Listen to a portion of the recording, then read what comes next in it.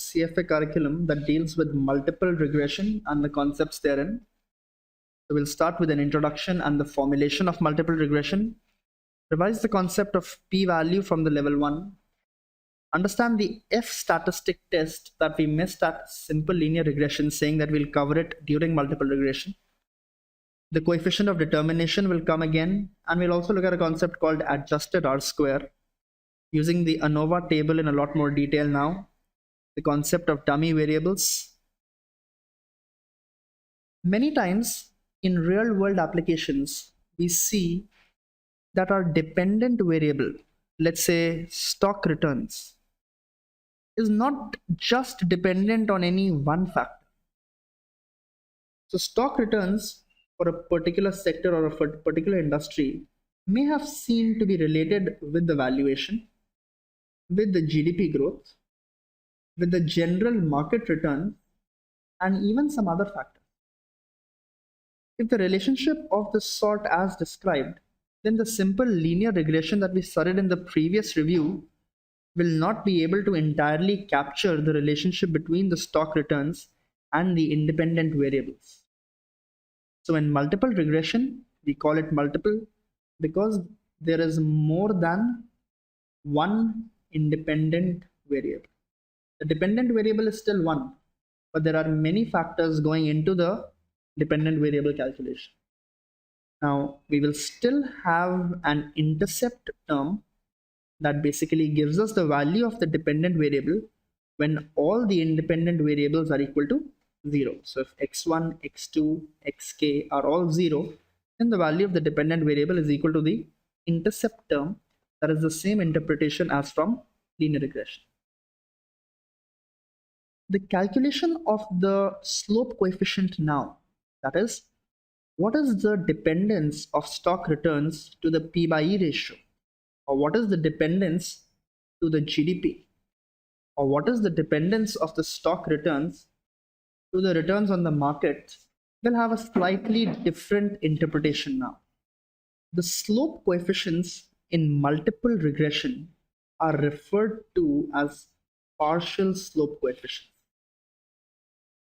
The slope coefficient B1 represents that how much would the value of y change for a 1 unit change in x1, keeping all other variables constant. So if I keep GDP growth constant, the return on market constant, and just increase or decrease the P by E by 1 unit, what would be the change in the dependent variable or the stock returns? If I change GDP, keeping all other constant, what would be the change in the stock returns is what the interpretation of B2 would be. So each of these slope coefficients represents the change in the dependent variable for a 1 unit change in the independent variable corresponding to that coefficient, keeping all other independent variables constant. So the dependent variable is a function of many independent variables. The yi is the ith observation of the dependent variable. Xj is the independent variable, x1, x2, x3, so on and so forth. B0 is the intercept term. B1, B2 are the slope coefficients for each of the independent variable. How the regression is performed is conceptually similar to what we did in simple linear regression. That is, we will calculate historical values of y given the values of x. We will see the stock returns for the last 30 quarters, for example, and the last 30 quarters, let's assume the stock gave a 2%, minus 5%, sometimes a 10%, 2%, 7%, so on and so forth return. During each of these 30 quarters, I would correspondingly measure the P by E multiple of the stock. Let's say it was 10, 12, 11, 9, 10 in the range. I will also measure the GDP growth for each of the quarters, and I will also measure the return on the stock market. So this will give me my historical data of the stock return with the return or with the variation on the independent variable. Question still remains, I need to calculate these coefficients b1, b2, b3, and I need to estimate the intercept term b0. Let's assume that I'm able to estimate these coefficients. The regression equation then would be written as y hat is equal to b0 hat plus b1 hat into x1 plus b2 hat into x2, so on and so forth, bk hat into xk. Please remember, we put a hat on top of a statistical variable when the variable is an estimated value and not an actual value. In the previous example, we were trying to place these actual returns as a function of the actual independent variables at that time. When we derive a regression equation based on those historical values and now use the regression equation for future prediction, that is, in the future, I am given a P by E value and I'm given a GDP growth number and I'm given a market return number, and I need to predict the stock returns or the expected stock returns. That is how I use my regression equation, or this is what I'm basically doing the regression for, so that I'm able to predict future returns on the stock. When I'm using it for the prediction and I'm using the estimated values of B1 and B2, then I put a hat on top of the statistical variables. The question remains, how is B0, B1, B2 derived? Please note once again, the derivation is not given in your curriculum. However, for better understanding, we will understand how it is done. The method is the same as that used in linear regression, wherein we were given a scatter plot and we tried to find the best fit line. We defined best fit as the line that minimizes the sum of squared errors. Please note, in the case of multiple regression, it will be relatively tougher to imagine the equation as a straight line on a plane, since there's not just two variables. There is 3, 4, probably even 10 variables. So the graph will not even be three-dimensional. The dimensions cannot be represented on a plane. But please understand, the concept still remains exactly the same. We will assume the predicted value to be b0 plus b1 into x1, so on and so forth. And for at least the historical values, we also know the actual values of the dependent variables for the last 30 quarters. For the last 30 quarters, we can calculate the error term as the actual value of y minus the predicted value of y. And predicted value of y is nothing but the regression equation. Please note, at the moment, all the coefficients are unknown. For the last 30 values, however, for the 30 quarters of data that I had in the previous example, can I compute 30 such expressions? Given x1, I know the y. Given the values of x again for the second period, I know the actual value of y. If I square each of these expressions, that will be called the squared error. And once again, the regression equation is the equation that minimizes the sum of squared errors. So once again, I will sum up all the squared errors for the 30 observations and minimize them. To minimize now, I will take the derivative of this expression of the entire sum of 30 errors, squared errors, with respect to b0 first and equate it to 0. Then I'll take the derivative with respect to b1 and again equate it to 0. I will be able to give k plus 1 such derivatives. If I have k independent variables, then there will be k plus 1 coefficients, one intercept coefficient. And each of those derivatives I can equate to 0, and I will get k plus 1 equations that can be solved to derive each of these coefficients. We did the same exercise during simple regression, that is during the previous session, and wherein the coefficient calculation came out to be the covariance of the dependent variable with the independent variable upon the variance of the independent variable. Please note that in multiple regression, the coefficient calculation is not that simple, and the derivation or the solution of this equation does not come out to be such a simple calculation. That is only for linear regression. What the exact value will be is too complicated and is beyond the scope of discussion, but just know conceptually how we derive the multiple regression equation. It is the same ordinary least squares method. That is, we minimize the sum of squared errors. So let's do an example. 20 years of Blockup's annual sales were regressed against two independent variables.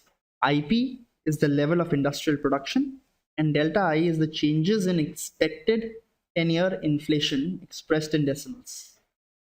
The regression equation comes out to be that Blockup sales are 8 units plus 0.005 times the level of industrial production minus 22.5 times the change in expected inflation. So how would we have derived these coefficients? We know it is the same last 20 years. I know the actual sales, I know the actual industrial production, and I know the actual change in inflation. And I would apply the ordinary least squares method again to find out that to what extent are the sales linked to industrial production and to what extent are they linked to the change in inflation.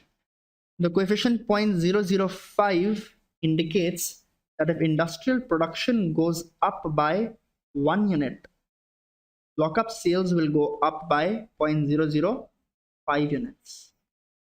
Delta I, or the coefficient 22.5, indicates that if expected inflation changes by 1 unit, the sales will go down by 22.5 units. Expected inflation goes up by 0.01 units, the sales will go down by 0.225 units. Similarly, we are also given the standard errors of each of the coefficients. Always remember that these coefficients, whether in simple linear regression or in multiple regression, are estimates. They are estimated from this 20-year of Blockup sales data. Had I used a different sample, had I used 21 years of data, had I used some other 20 years, not these exact 20 years, these coefficients may have been different. The coefficients are estimates. The coefficients will have a standard deviation. The standard deviation of these coefficients is referred to as standard error, a very important input that will go in the calculation of the statistical significance of each of these coefficients. The calculation of the standard errors, however, is again beyond the scope of your curriculum. The standard errors for you, or for the most part, will be given. However, you need to know how to apply these standard errors, as we will see in the coming slides. Once again, for the sake of repetition, let's interpret the multiple regression results. So 0.005 indicates that if delta I is constant and just the industrial production goes up by 1 unit, Lockup sales will go up by 0.005 units.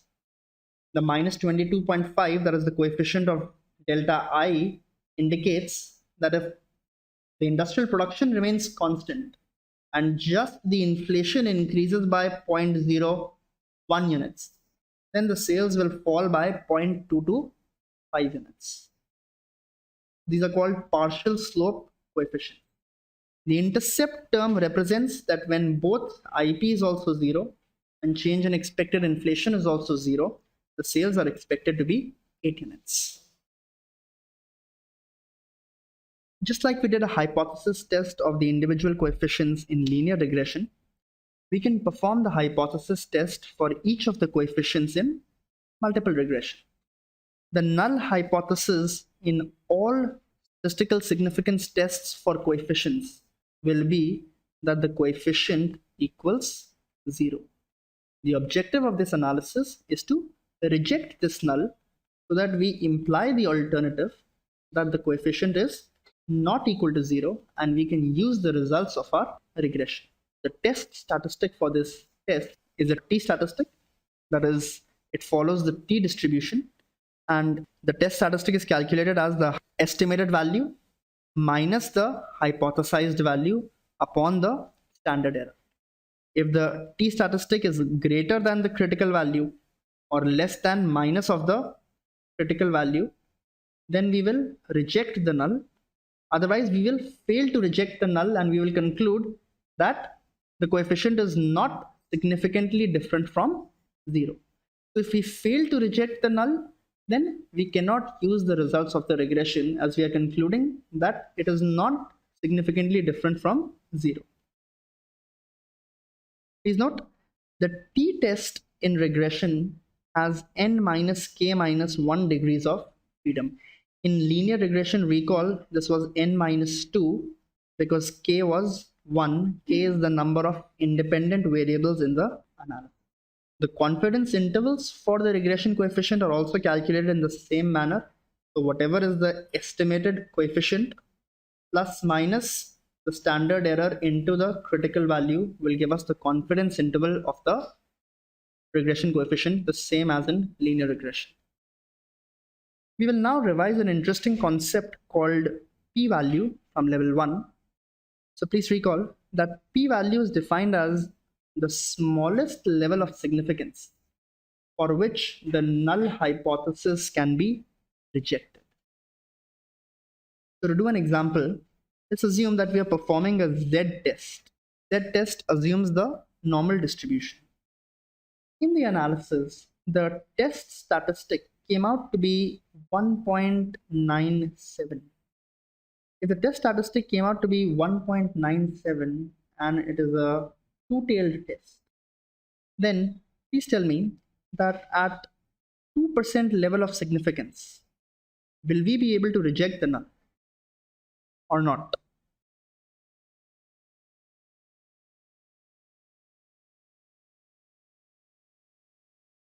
Now please recall, in a two-tailed test, if the level of significance is 2%, that means the rejection region will have 1% on the right hand side and it will have 1% on the left hand side. The critical value for a 2% level of significance hence will be given as 2.33 units. Such that if the calculated test statistic is greater than 2.33 or less than minus 2.33, the null hypothesis will be rejected. In our example, the calculated test statistic is 1.97. So is 1.97 more extreme than 2.33? It is not. So at a 2% of level of significance, we do not reject the. Let's assume we increase the level of significance to 4%. For a 4% level of significance, we'll be leaving 2% on the right and 2% on the left. You can verify from the Z table that if you're leaving 2% on this side, then again the value would be higher than 1.97 or you will be unable to reject the null. For a 5% level of significance, however, we leave 2.5% on the right and 2.5% on the left. And please recall, and you need to remember these values for the Z table. So remember the T table, you don't have to remember the values. But the Z table, standard 95, 99, 97.5% values need to be memorized by everybody. So at a 5% level of significance on a two-tailed test, that will leave 2.5% on the right hand side. The critical value will come out to be 1.96. So with 1.96 as the critical value and the calculated statistic as 1.97, will we now be able to reject the null? Yes, because it is more extreme than the critical value. So remember, the p-value is the smallest level of significance for which the null can be rejected. For 2%, it could not have been rejected.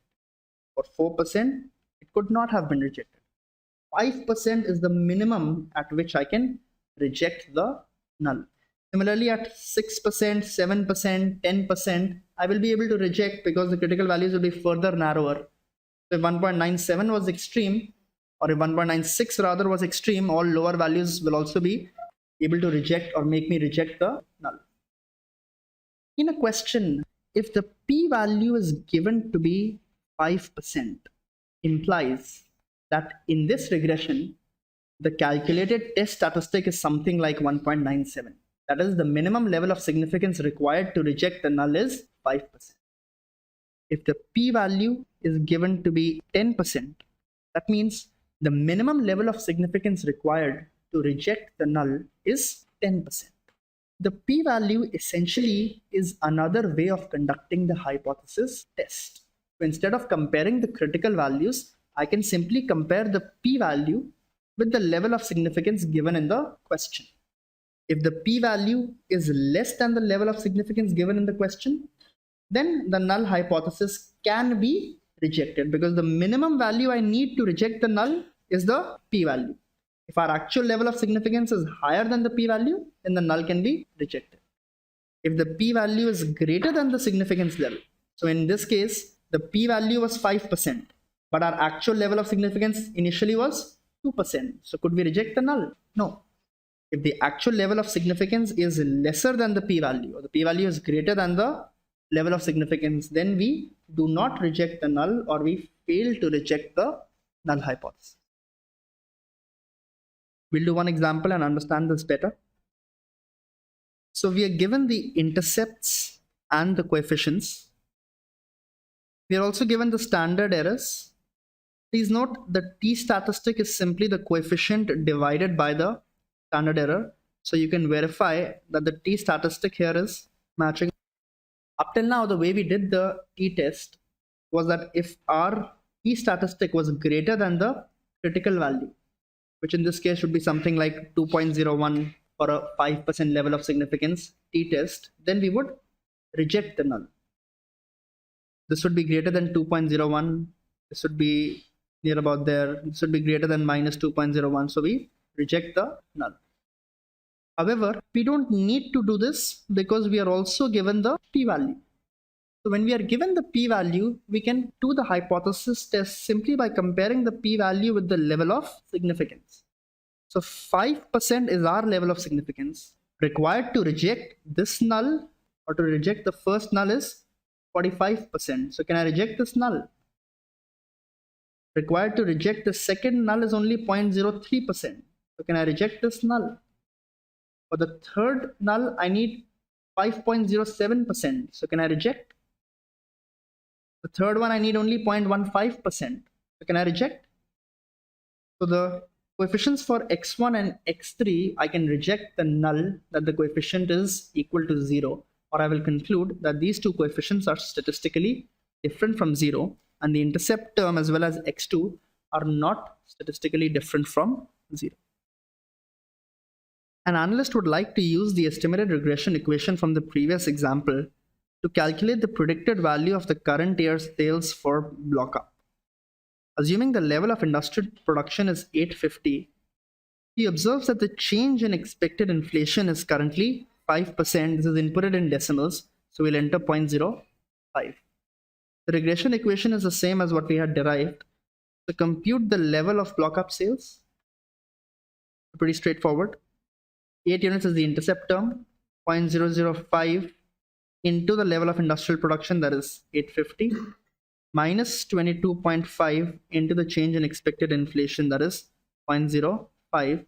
So the block up sales would be given us, or would be calculated as 11.125.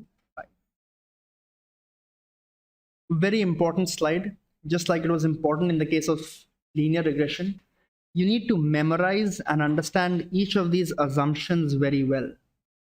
So everything that we have done, all the hypothesis tests, all the predictions, all the calculations are valid if and only if all these assumptions are met. And these assumptions can be very limiting at times. And as we'll see in today's session, that these are some of the issues in the regression analysis.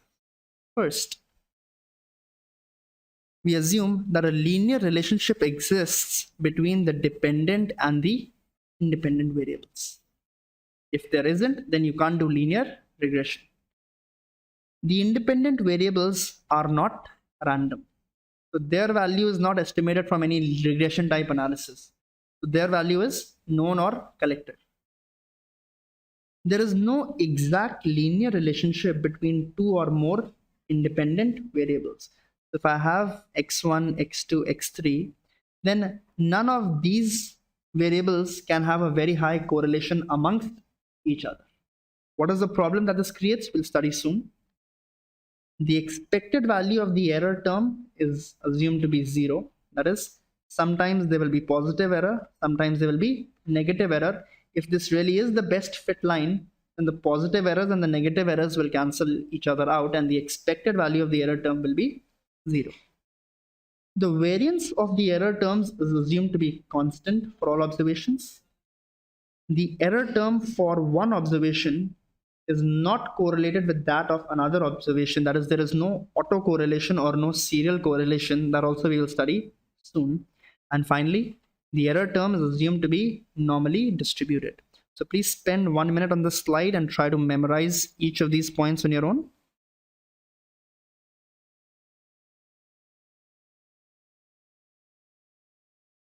Another interesting and important test. So we skipped the F statistic during simple linear regression, and we said that we'll do it as a part of multiple regression, where anyways the F statistic has more relevance. So an F test assesses how well the set of independent variables as a whole or as a group explains the variation in the dependent variable. So this test, as we will see, is used to check if at least one of the independent variables explains a significant portion of the variation of the dependent variable. So the test is structured as, or the null hypothesis is written as, that all coefficients, let's say there are 4 independent variables, so all 4 slope coefficients are simultaneously equal to 0. The alternative hypothesis is that at least one coefficient is not equal to 0. So it wants to test that is the model as a whole useless or not. If we are able to reject this null, then what do we imply? That all of them together are not equal to 0. At least one of the coefficients is statistically significantly different from 0. The F statistic, please remember, the F distribution is again a positively skewed distribution, and the F test is a one-tailed test.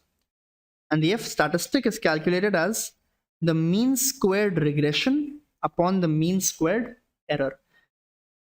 Please recall from the discussion of linear regression that the mean square regression is nothing but the regression sum of squares upon the number of independent variables. So the degrees of freedom of the regression is the number of independent variables upon the mean squared error, that is the sum of squared errors upon n minus k minus 1. The degrees of freedom of the error is n minus k minus 1, where k is the number of independent variables. We will see this again in multiple regression as well. However, this is the calculation of the F statistic, that is the mean squared regression upon the mean squared error, where RSS is the regression sum of squares, also called as explained variation. SSE is the sum of squared errors, also known as unexplained variation. Mean square regression is the regression sum of squares divided by the degrees of freedom of the regression, and mean squared error is the sum of squared errors divided by the degrees of freedom of the error terms. Let's do an example and understand. The degrees of freedom of the regression is equal to the number of independent variables. The degrees of freedom of the error or the denominator is equal to n minus k minus 1. N is always the size of the sample or the number of observations in one sample. K is the number of independent variables. The test is a one-tailed test. So if the calculated F statistic, which will always be positive, is greater than the critical value that we'll get from the F table, will be given in the question if it comes, then we reject the null and conclude that at least one coefficient is not 0 or is significantly different from 0. So an analyst runs a regression of periodic value script returns on 5 independent variables over 50 months. The total sum of squares is 550. That is, SST is given to be 550. The sum of squared errors, that is SSE, is given to be 190. Test the null hypothesis at the 5% significance level that all 5 of the independent variables are equal to 0. So the null hypothesis is structured as that all 5 independent variables are together equal to 0, and the alternative hypothesis would be structured as at least one is not equal to 0. The F statistic is calculated as the mean squared regression upon the mean squared error. Mean squared regression is nothing but the regression sum of squares upon k, that is 5, upon the sum of squared errors upon n minus k minus 1. The regression sum of squares can be calculated as the sum of squared total errors minus the sum of squared errors. The sum of squared total errors is 550 minus 190. That will be 360 upon the number of independent variables, that is 5, upon the sum of squared errors, that is 190, divided by the size of the sample, that is 50, minus 5 minus 1. That will come out to be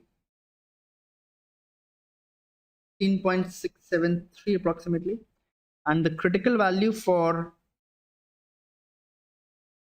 an F test with a 5% level of significance and the given degrees of freedom, k for the numerator and n minus k minus 1 for the denominator, comes out to be approximately 2.4. So 16.673 is greater than 2.4.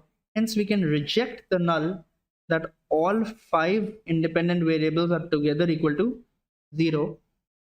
And we imply that at least one of the independent variables is different from 0. Why we do this test and what is the application of this test, we will also study soon when we study some issues with regression.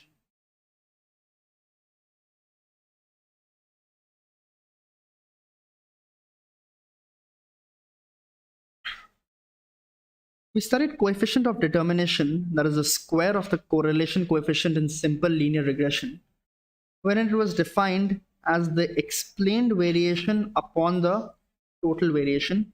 Just for the sake of repetition,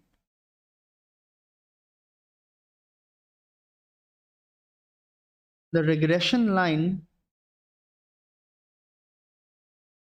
does not always give us the exact value for the dependent variable, and there can be an error term.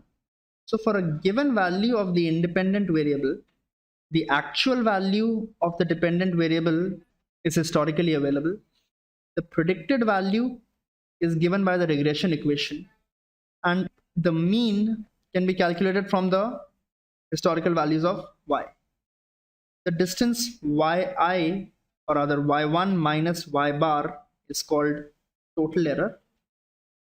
Of the total error, y1 hat minus y bar is explained. The distance yi minus y hat that we studied earlier at the beginning also is called the error term. So error term, generally speaking, means the unexplained error. The square of the total error is equal to the square of the explained errors, also called as regression sum of squares, plus the squares of the unexplained error, that is the sum of squared errors. SST is equal to regression sum of squares plus sum of squared. This term is known as total variation. Regression sum of squares is known as explained variation, and the sum of squared errors is known as unexplained variation. Coefficient of determination, that is the square of the correlation coefficient, is defined as the explained variation upon the total variation. Explained variation can be calculated as the total variation minus the unexplained variation. So please note that for multiple regression, the definition of the coefficient of determination remains the same. So it is calculated in the exact same way as that for the simple linear regression. Again, tells us about how good is the fit of the regression. So if it is a perfect fit, if all values lie exactly on the regression line, then all error will simply be explained error, or there will be no unexplained error. That is, the coefficient of determination will be 1. That means a perfect fit or a very good fit of the regression line with the individual data points. The lower the R square, the higher is the unexplained error, or the general fit of the regression line is not so good. So lesser the coefficient of determination, lesser the fit, the higher the coefficient of determination, the better the fit of the regression line. In multiple regression, however, there is one additional issue. The issue is that as you add more independent variables, the R square tends to increase. It's just a mathematical phenomenon. Whether or not those variables have explanatory power, or they increase or they better my regression, the R square still tends to increase. So just because R square is increasing in multiple regression, we cannot conclude that the new model is better than the old model, because the R square mathematically tends to improve as you add the number of variables. To conclude that the fit of the regression is actually improving, we compute something called as adjusted R square. If adjusted R square is increasing, then we can definitely conclude that the new model is a better fit than the earlier model. So adjusted R square is calculated as 1 minus n minus 1 upon n minus k minus 1 into 1 minus the unadjusted R square, or the regular coefficient of determination. If the adjusted R square is increasing, then the new model is a better fit. Please take a moment to remember this formula. We'll apply it in the next question.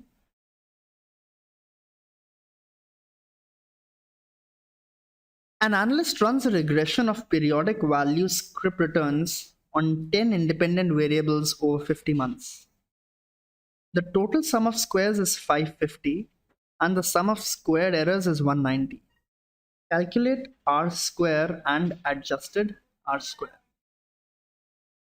R square is calculated as the explained variation upon the total variation, that is the regression sum of squares upon the sum of squared total errors.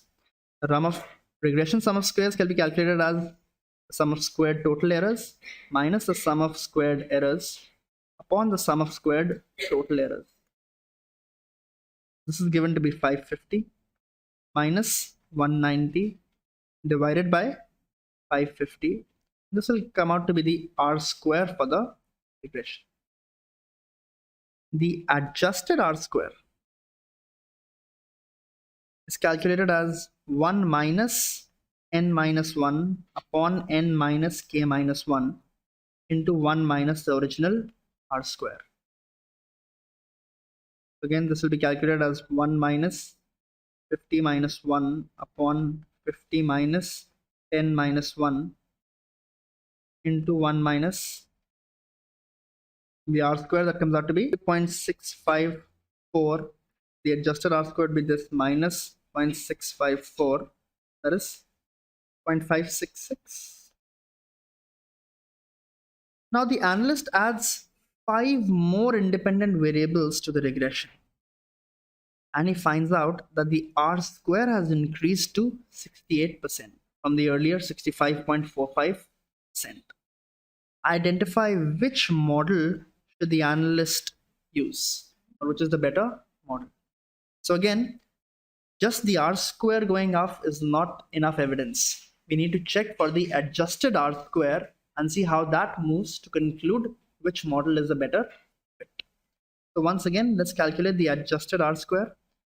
It will be 1 minus n minus 1. The sample size remains the same. However, the number of independent variables has now become 15 minus 1 into 1 minus the R square, that is 0.68.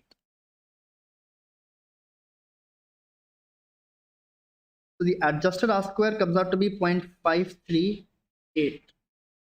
The adjusted R square earlier was 0.566. So the adjusted R square actually has gone down. Hence, the new model actually reduces the explanatory power of the regression. So adding these 5 more independent variables does not add much value. The earlier model had better predicting power. We should use the earlier model. In simple linear regression, we studied the example of a partial ANOVA table. We will now use a complete ANOVA table and try to make inferences about the regression analysis. So in an attempt to estimate a regression equation that can be used to forecast Blockup's future sales, 20 years of Blockup's annual sales were regressed against 2 independent variables, as we saw. IP is the level of industrial production, and delta I is the changes in expected inflation. The output from a common statistical software package is contained in the following table. Based on the output in the table, the regression equation can be stated as the Blockup sales are 8 units plus 0.005 times the level of industrial production minus 22.5 times the change in inflation. Fill in the missing data and interpret the results of the regression at a 5% level of significance with respect to the significance of the individual independent variables and the utility of the model as a whole. So there's 3 questions. First is to fill the missing data. Second is to judge the significance of individual variables. And third, to judge the utility of the model as a whole. So we'll first start by analyzing the table and filling in the missing data. We're given the coefficients, we're given the standard errors. The first question mark is next to the t statistic. So the t statistic can be calculated as the coefficient upon the standard errors. 0.005 upon 0.004, that is 1.25 will be the t statistic for the coefficient on the level of industrial production. Similarly, the coefficient here is minus 22.5 and the standard error is just 3.675. So the t statistic will be calculated as minus 22.5 upon 3.765, that is minus 5.9761. The degrees of freedom of the regression is equal to the number of independent variables, that is k, that in this case is equal to 2. The degrees of freedom of the error term is equal to n minus k minus 1, that is equal to 20 minus 2 minus 1, that is 17 units. The mean squared regression is the sum of squared regression divided by the degrees of freedom of the regression. So it will be 235 divided by 2, that is 117.5. The mean squared error will be the sum of squared errors divided by the degrees of freedom of the error. That will be 115.17 divided by 17, that is equal to 6.77. The F statistic is nothing but the mean squared regression upon the mean squared error. That is 117.5 upon 6.77, that is 17.34. The total degrees of freedom will be the sum of the two, that is 19, and the total error or sum of squared total error would be the sum of the two, that is 235 plus 115, that is 350.17. Okay. The R square can be calculated as the sum of squared regression upon sum of squared total, that is 235 divided by 350.17, that is equal to 0.67 approximately. Similarly, the adjusted R square can be calculated as 1 minus n minus 1, that is 20 minus 1, upon n minus k minus 1, that is 20 minus 2 minus 1, into 1 minus R square, that is 1 minus 0.67, comes out to be 0.63 approximately.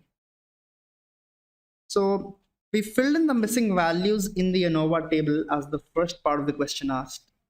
The second part wanted us to make a judgment on the significance of the individual coefficients. So the p-value is given and the level of significance is given to be 5%. So for the intercept, the minimum level of significance required to reject this null is 15%. Our level of significance is 5%. So we cannot reject the null that the intercept is equal to 0. So the intercept term is not statistically significant. Similarly, for the level of industrial production, we need a 32% level of significance to reject the null.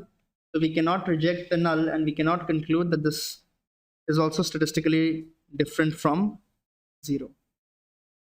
The changes in expected inflation have a very low p-value. So we can reject this null and conclude that this is different from, or statistically different from 0 at a 5% level of significance. The last part of the question asked us to judge the utility of the model as a whole. The utility of the model as a whole can be judged by two parameters. First is the R square, or the coefficient of determination, that tells us how good is the fit of the regression. So about 67% of the variation in the dependent variable is explained by the independent variables. We can also look at the F test that tries to tell us that as a whole is the model useless, that is, are all coefficients simultaneously equal to 0? So again, the p-value is very low. So we can reject this null and conclude that at least one of the coefficients is statistically different from 0. Please verify your answer.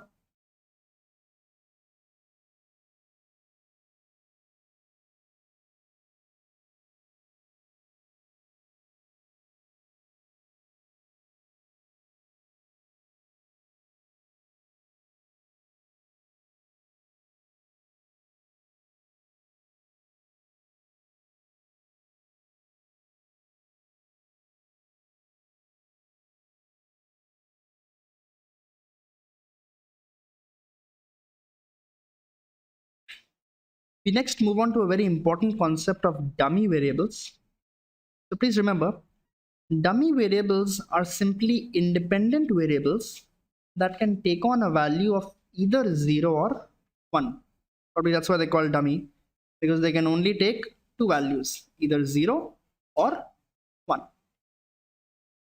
The formulation of the regression equation using dummy variables remains the same as we studied earlier.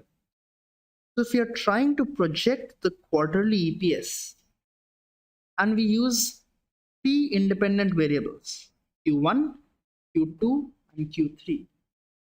Q1 is 1 if we are in quarter 1. At all other times, Q1 is 0.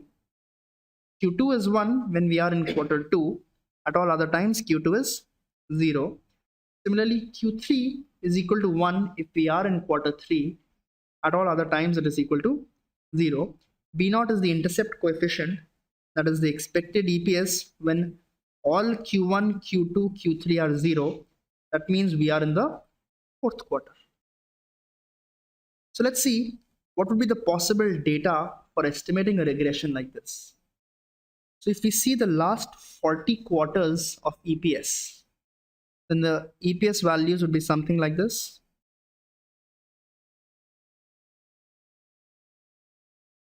So on and so forth. So let's assume that this was the first quarter of year 1, the second quarter, third quarter, fourth quarter. For the next year, this was again the first quarter, second quarter,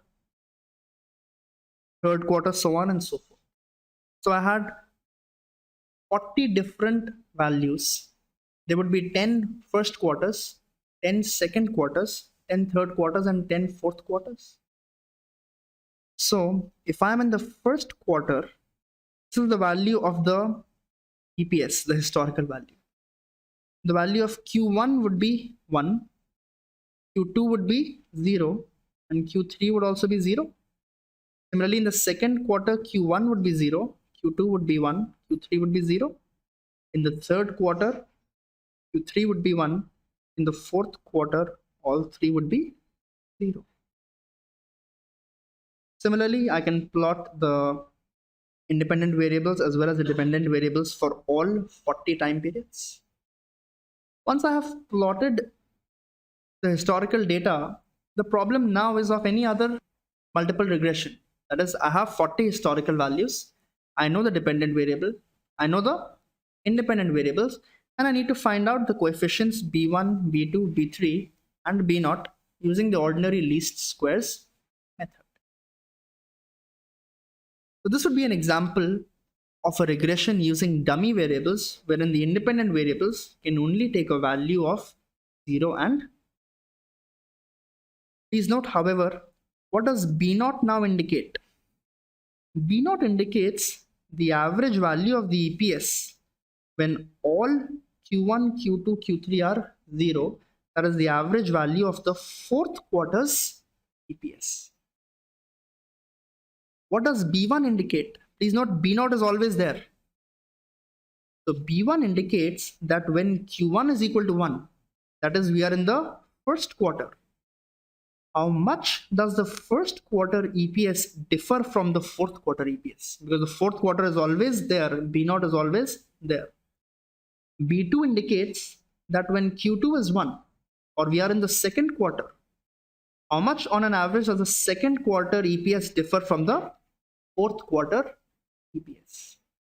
That is the application and interpretation of the coefficients using dummy variables.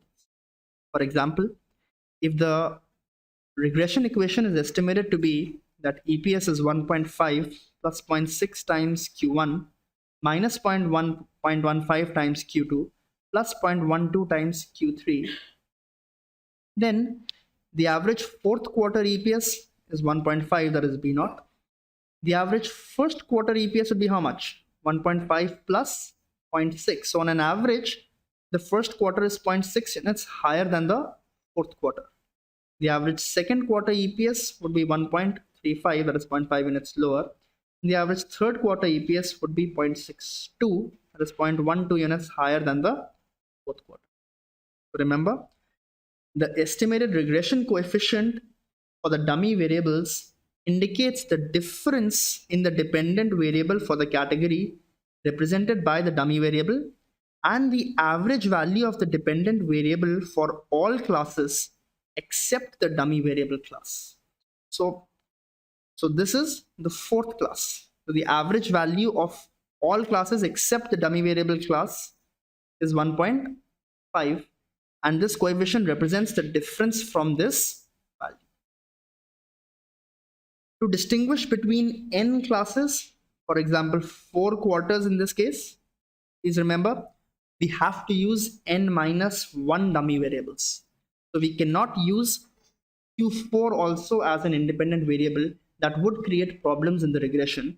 The problem is the assumption of no exact linear relationship between the dependent variables would get violated, because 4 quarters, you would agree, would to some extent be related to one another. The sales in one quarter would be related to the sales in another quarter, and the assumption of no multi-collinearity that we will study is that independent variables cannot be strongly correlated with one another. That is why if there are n classes, you must use only n minus 1 independent variables. Just like we did the hypothesis test for other regression coefficients, we can do a hypothesis test for the dummy variable coefficient. So a test or a null hypothesis that B1 equal to 0 essentially argues or tests that whether the fourth quarter EPS is the same as the first quarter EPS, because if B1 is equal to 0, that means the fourth quarter EPS would be the same as the first quarter EPS. There will be no difference. Similarly, a test for B2 equal to 0 would test whether the fourth quarter EPS is the same as the second quarter EPS. And for B3 equal to 0, we are testing that whether the fourth quarter EPS is the same as the third quarter EPS. The hypothesis test remains the same. The t statistic is the coefficient divided by its standard error, and the t value or the critical t value is calculated from the t table with n minus k minus 1 degrees of freedom. If there are 50 data points with 5 variables, then it will be 50 minus 5 minus 1. The standard error of the coefficient B1 is equal to 0.2 from the EPS regression model. Test whether the first quarter EPS is equal to the fourth quarter EPS at the 5% significance level. The standard error is 0.2. The value of B1 we estimated was 0.6. The t statistic can be calculated as 0.6 upon 0.2, that is equal to 3 units. The critical value is somewhere in the range of 2.01. It will be given in the question. So we can conclude that as the calculated statistic is greater than the critical value, we can reject the null hypothesis that B1 is equal to 0, and we imply the alternative, that is B1 is different from 0, or the first quarter EPS is statistically different from the fourth quarter EPS.